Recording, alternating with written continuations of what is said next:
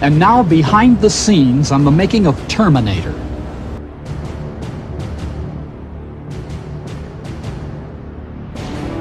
The location? The desolate nighttime streets of downtown Los Angeles on the set of The Terminator, a futuristic action thriller from Hemdale Productions and Orion Pictures. Starring Arnold Schwarzenegger in a very unique role. The film also stars Linda Hamilton and Michael Biehn. Based on a screenplay written by James Cameron, the director, and Galen Hurd, the producer, Arnold Schwarzenegger plays the Terminator, a cyborg, part man, part machine, who has only one purpose: to return to the present to prevent the future. Well, a Terminator for me is a very important and a very different role that I've ever played before. First of all, because it is not a barbaric type of a role. It's not with where you show the body or the muscles or so on. It's not a prehistoric type of a character role. It's futuristic. And I played the villain the first time in my life. And it is playing a robot. I have never done that. So all of the things that the Terminator has are things that are very unique for me, and that's why I was very enthusiastic playing Terminator. And it's a very strong character, and it's a villain, but it is a villain that gets away with being a villain for the audience out there because it's playing a robot and not really a human being. Michael Biehn plays a hardened guerrilla fighter also sent back to present day from the future to protect the Terminator's unsuspecting victim from the relentless onslaught of the unstoppable killer machine. All right, listen. The Terminator's an infiltration unit. Part man, part machine. Underneath, it's a hyperalloy combat chassis. Microprocessor controlled, fully armored, very tough. But outside, it's living human tissue. Flesh, skin, hair, blood, grown for the cyborgs. Look, Reese, I don't know what you want. Pay attention! I gotta ditch this car.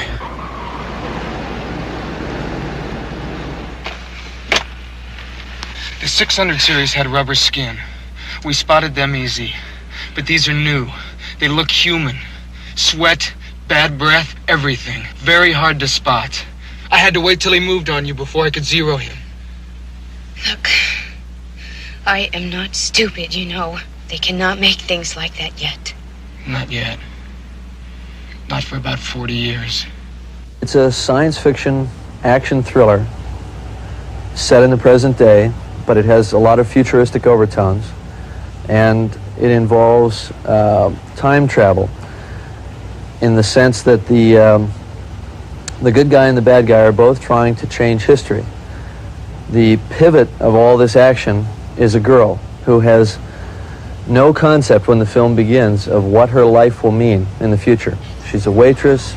She's going to college. She's trying to make ends meet. She has a lot of very common problems. She has no idea that these incredible events will impinge on her life. And then when they do, she has to learn to deal with it.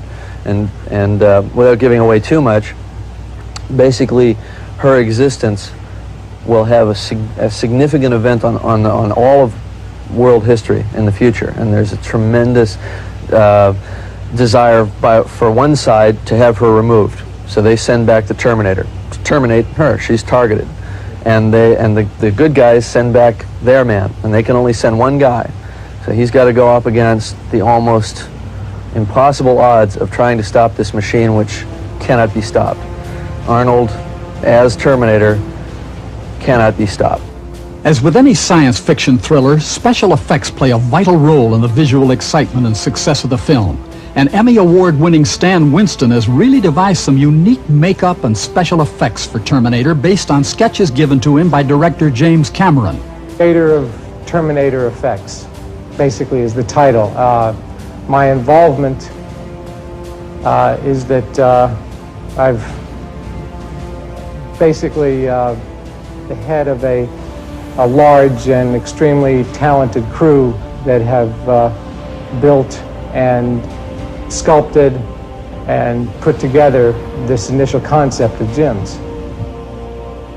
I never thought the time will come where I would be looking at photographs and I myself would ask myself, is this me or is this the dummy? There was no way of telling the difference. And it was really weird. And only and out of 10 times when I was asked the question, I must have been wrong 6 or 7 times. So this is how close this was, or exactly a resemblance of my face and of my head. So it was really amazing. Even in the film, there was no way of telling. When we return, we'll introduce you to the other star of Terminator, right after this.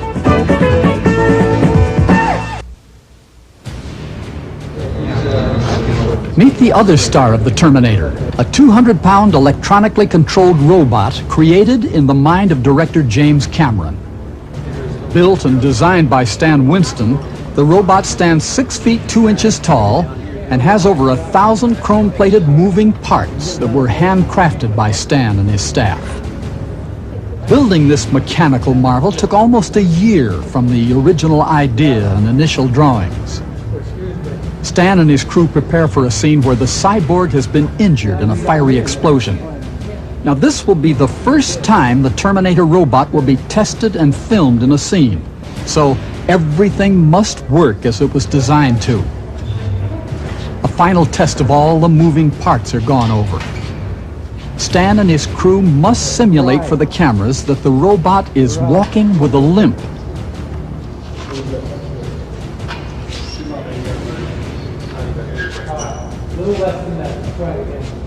It will take a crew of 5 men to operate the robot, all moving in tandem to create the illusion for the cameras. Working with the robot was a real experience, and it was very fascinating, and I just must applaud everything that they did. You know, they worked as hard as I did. It was also very strange because you have lots of people operating above it, and the director, I mean, it's not a real reality per se that you can just look at and respond to. You have to create it for yourself and then respond to it. And instead, you've got a director saying, okay, here he is. Okay, now he's getting up, and now he's and now he's coming. You know, you have a little hand to work with too often. But it was very interesting. Certainly, you know, one of the nicer things about the film.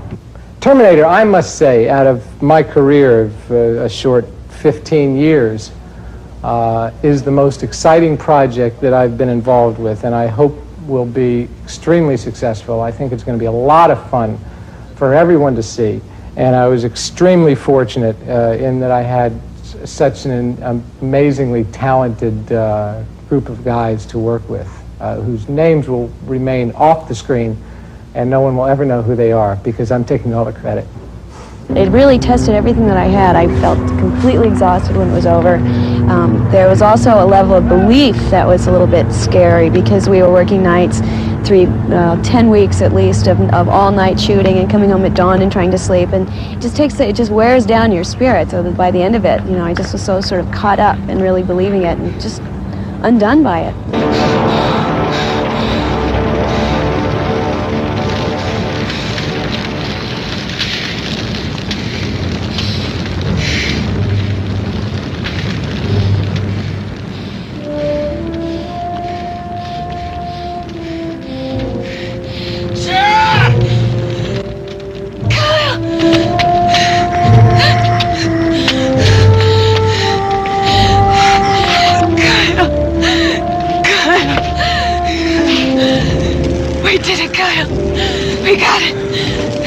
One of the really nice things I think about the Terminator is that it is an action movie, and I think it's an excellent action movie.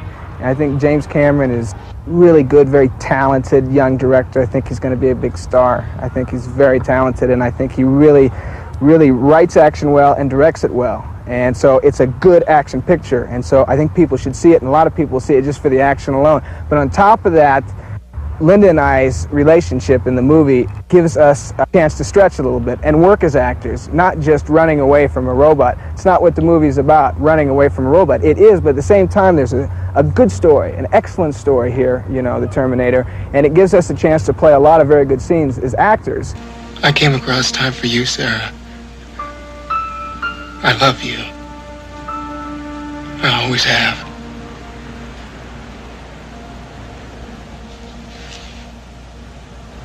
I think Michael has a very promising future. He did a phenomenal job with the character. It's a very complex character because at the beginning we look at him as a villain because he's going through the same movements and the same pattern of action as the Terminator. But then he has to change and become the hero, and then beyond the hero, he has to become the romantic lead, if you will. So there's a transmigration of the character that happens. Michael did a phenomenal job with that. Really understood the character. He brought a lot of intensity to it. I think that the chemistry between the two of them is absolutely perfect. Run you up from further back. Let's start you back a little more by the burners. Linda, you too, so that Michael can switch over to this position. Okay. Okay. Ooh, Okay, so ankle's it's okay going, then huh? if I just come in? No, the backs of my legs hurt. No, That's all right. no, that's good. That's because they haven't had enough It's okay exercise. then, we don't have to match this, so I can come in Right. like this. Exactly. Right. And then Linda, just toss that pipe just down in here, okay, on the ground. All right. Okay, let's see it again. Do it a little faster too. Terminator's coming. And action. Action!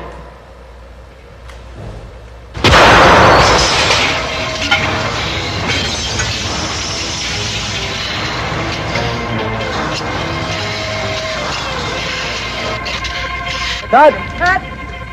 Don't go away. When we return, we'll show you what goes into the filming of just one high-action stunt scene of a motion picture, when the making of Terminator returns right after this. And action! Rarely do viewers ever get the opportunity to witness the painstaking preparation and special effects production that goes into just one action scene of a motion picture.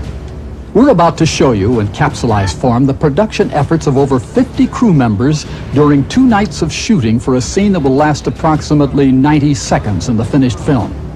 Now, scenes are shot in segments. This means that each scene in the picture is usually shot from 2 or 3 different angles. Well, in this one scene, Linda Hamilton and Michael Biehn will be filmed at least 3 times from at least 3 different angles.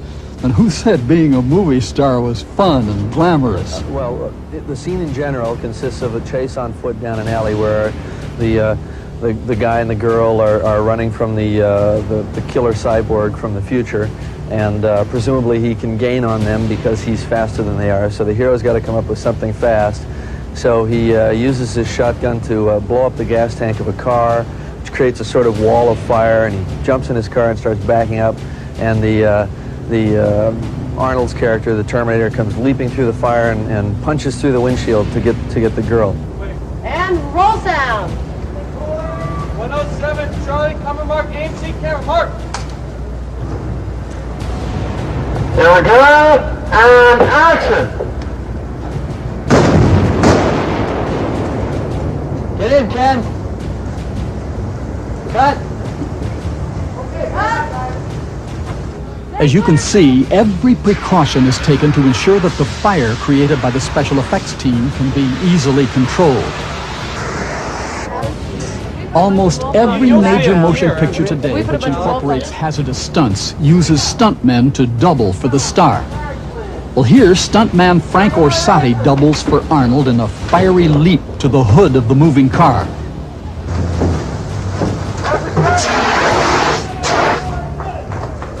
Another dangerous stunt successfully completed. On this movie, I was not about to do 100% of my stunts. The stunts were very, very dangerous on this film, and this is why I was not attempting to try to do it like in Conan, you know, where I do my own stunts. However, when the camera needs a close-up of the leading actor, a double cannot be used. Arnold must actually hang on to the hood of the car as it races backward. And to create the illusion that the Terminator is partially on fire, the special effects team sprays 2 interacting chemicals over Arnold's body to create the smoke effect. Then, at the last minute, a rubber cement-type material is brushed onto his clothing and placed on fire. And the cameras begin to roll.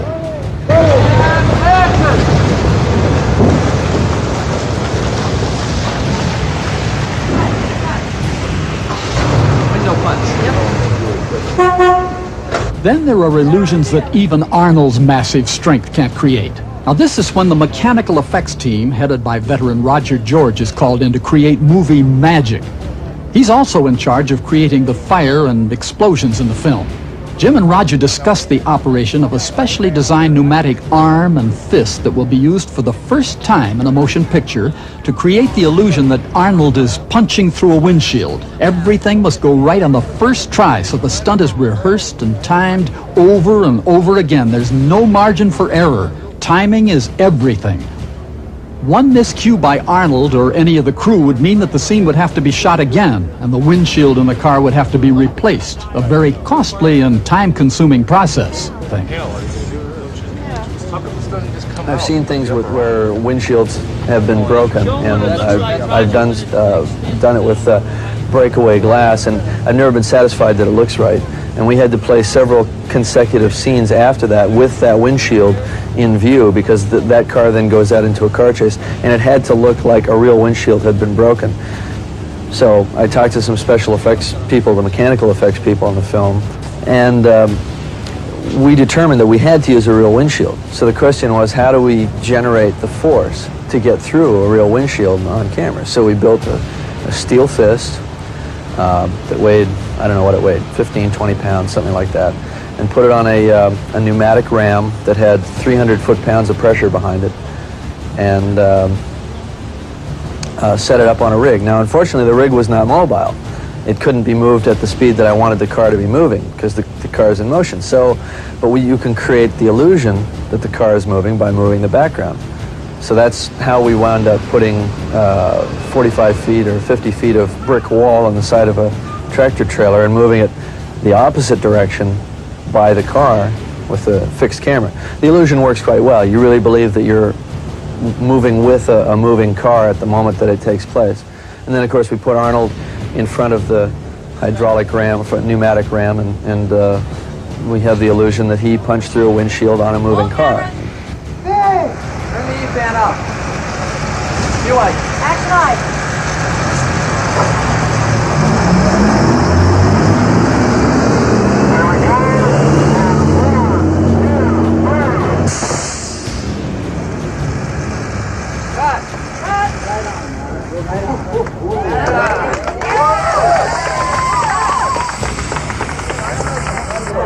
Nice work, effects. Boy, that team effort really paid off. The next segment of this action scene is carefully discussed between stunt coordinator Ken Fritz, the director, and Arnold's stunt double Frank Orsatti. It's the continuation of the alley scene, where the Terminator is clinging to the moving car as it races into the streets and crashes into a parked car. Once again, Arnold is brought in for a close-up shot from the sidewalk after being thrown over the cars.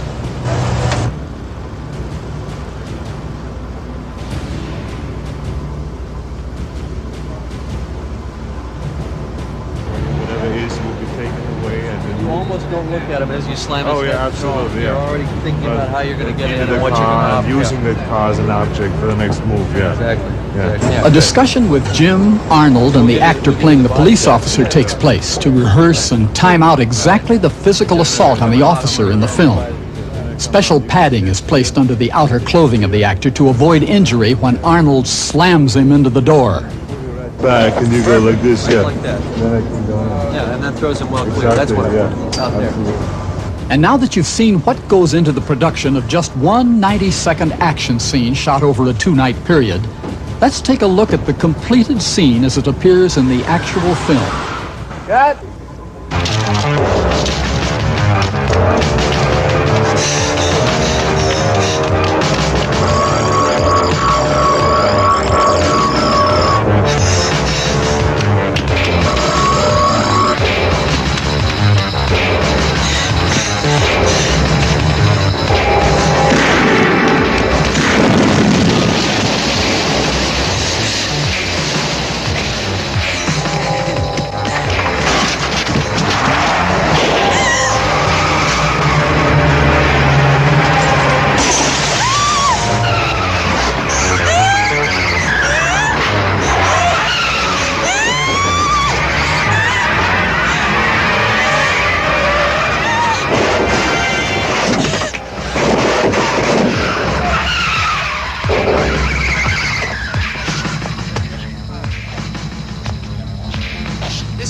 Channel 19. I got a hit-and-run felony. Suspect vehicle, late model, gray Ford, headed westbound on 7. He's really moving, punching lights all the way. I'm gonna need an ambulance at 7th and Broadway right now. Hey, hold it! Wow! Oh, All units watch for late model, gray Ford, lasting westbound on 7th and Broadway. We'll be back with more of The Making of right after this. Don't miss our next show when our Making of cameras will take you behind the scenes for an exclusive visit with the legendary Katharine Hepburn on the set of her new motion picture, The Ultimate Solution of Grace Quigley, which also stars Nick Nolte. And in the weeks to come, we'll take you to London for the filming of Life Force, a $30 million science fiction epic directed by Tobe Hooper. We'll also be traveling to the jungles of the Caribbean to visit the set of Chuck Norris's new motion picture, Missing in Action.